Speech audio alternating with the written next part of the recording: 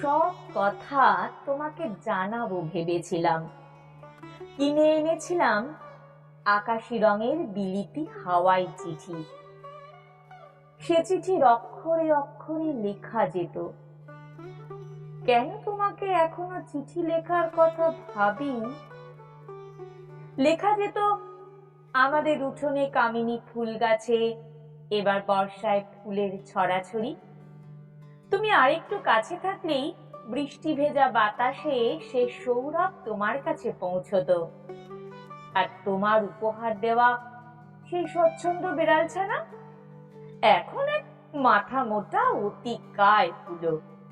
সারা রাত তার হুঙ্কারে পাড়ার লোকেরা একেবারে অস্থির। তোমাকে জানানো যেত এবছর কলকাতায় গ্রীষ্ম বড় দীর্ঘ ছিল।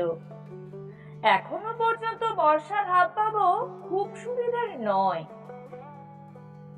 এদিকে কয়েক মাস আগে নিউ মার্কেট আর থেকে বেশি পুড়ে ছাই। আর ২ নম্বর হাওড়া ব্রিজ, সেটা তো শেষ হওয়ার আগেই যে কোনো ২ নম্বরই জিনিসের মতো ঝুরঝুর করে ভেঙে পড়ছে। এদিকে এর মধ্যে আবার নির্বাচন এসে গেল। অথচ কে যে কোন দলে, কারো পক্ষে তা আজও জানা গেল না। কিন্তু এসব তোমাকে কেন জানাবো?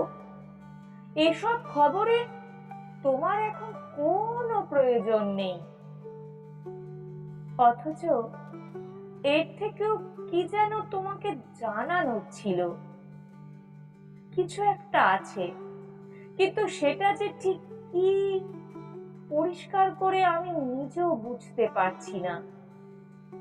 টেবিলের একপাশে কাঁচের কাগজ চাপার নিচে ধুলোয় বাতাসে বিবর্ণ হয়ে আসছে হাওয়াই চিঠি।